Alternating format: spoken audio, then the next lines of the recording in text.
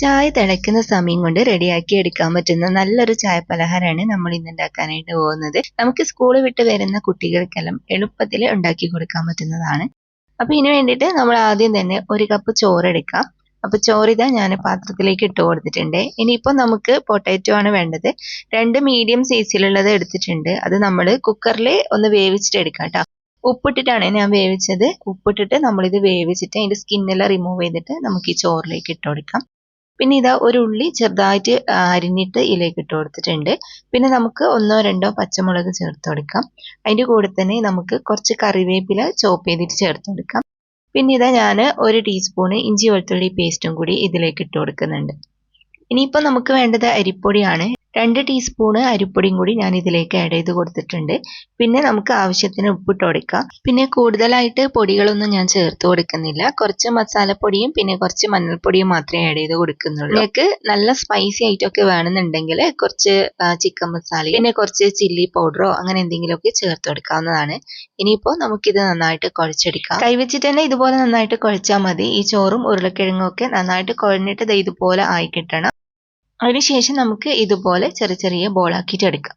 പിന്നെ ഇത് കുഴക്കുന്ന സമയത്ത് വെള്ളമൊന്നും ചേർത്ത് കൊടുക്കരുത്. വെള്ളം ചേർത്താലേ ഇത് നമ്മൾ ഫ്രൈ ആക്കുന്ന സമയത്ത് പൊട്ടിപ്പോകാനുള്ള ചാൻസ് ഉണ്ട്. അപ്പോൾ നിങ്ങൾ ഒട്ടും തന്നെ വെള്ളം ചേർക്കാണ്ട് വേണം ഇത് കുഴച്ചെടുക്കാൻ വേണ്ടിയിട്ട്. നമുക്ക് ആ ഉരുളക്കിഴങ്ങിന്റെ ആ ഒരു പശപ്പിൽ തന്നെ നമുക്കിത് നന്നായിട്ട് കുഴച്ചെടുക്കാൻ വേണ്ടി പറ്റും.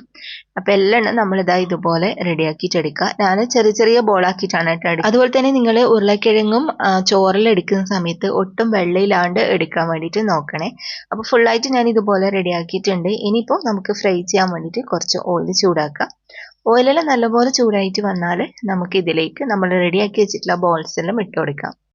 ഞാനിതിപ്പോൾ 2 ബാച്ചായിട്ടാണ് കേട്ടോ ഫ്രൈ ആക്കിയിട്ട് എടുക്കുന്നത്.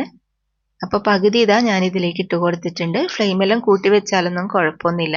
അപ്പോൾ നമ്മൾ ഇതിലേക്ക് ഇട്ട് കഴിഞ്ഞാൽ അപ്പം തന്നെ മിക്സ് ആക്കി കൊടുക്കരുത്. കുറച്ചൊന്ന് വെയിറ്റ് ചെയ്യുക. അതിനുശേഷം നമുക്കിത് ഇതുപോലെ ചെറുതായിട്ടൊന്ന് ഇളക്കി കൊടുക്കാം. ഇപ്പം ഇതുപോലെ നല്ലോണം ക്രിസ്പി ആയിട്ട് വന്നിട്ടുണ്ടാവും. ഇനി നമുക്ക് ഇതുപോലെ ഇങ്ങനെ ഇളക്കി എടുക്കാൻ പറ്റും.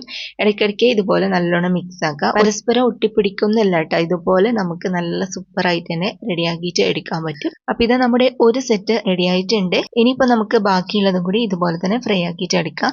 പിന്നെ ഇത് ഉണ്ടാക്കുന്ന സമയത്ത് പ്രത്യേകം ശ്രദ്ധിക്കുക, നിങ്ങൾ വെള്ളം ഒട്ടും തന്നെ ഇതിൽ ചേർക്കാൻ പാടില്ല.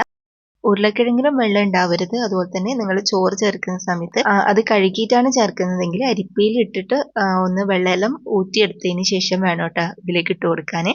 എന്നിട്ട് ഇതുപോലെ നമുക്ക് അടിപൊളിയായിട്ട് തന്നെ റെഡിയാക്കിയിട്ട് എടുക്കാൻ പറ്റും. അങ്ങനെ നമ്മുടെ അടിപൊളിയായിട്ടുള്ള പൊട്ടാറ്റോ റൈസ് ബോൾ റെഡി ആയിട്ടുണ്ട്. നല്ല ക്രിസ്പി ക്രഞ്ചി ബോളാണ്. ഇതിന്റെ പുറം ഭാഗം നല്ല ക്രിസ്പിയാണ്. അതുപോലെ ഇതിന്റെ ഉള്ളിലെല്ലാം നല്ല സോഫ്റ്റ് ആയിട്ട് കിട്ടുന്ന ഒരു റെസിപ്പിയാണ് കേട്ടോ. ഇതിങ്ങനെ വെറുതെ തന്നെ കഴിക്കാം, അല്ലെങ്കിൽ നിങ്ങൾക്ക് സോസിന്റെ കൂടെ എല്ലാം കഴിക്കാൻ പറ്റുന്നതാണ്. അപ്പൊ എല്ലാവരും ട്രൈ ചെയ്ത് നോക്കാം. ഇന്നത്തെ റെസിപ്പി നിങ്ങൾക്ക് എല്ലാവർക്കും ഇഷ്ടമായിട്ടുണ്ടാവും വിചാരിക്കുന്നു. വീഡിയോ ഇഷ്ടമായാൽ മറക്കാതെ ലൈക്കും ഷെയറും കമന്റും ചെയ്യുക. ഇതുപോലുള്ള വെറൈറ്റി റെസിപ്പികൾ കാണാനായിട്ട് നമ്മുടെ പേജ് ഫോളോ ചെയ്യാൻ മറക്കരുതേ.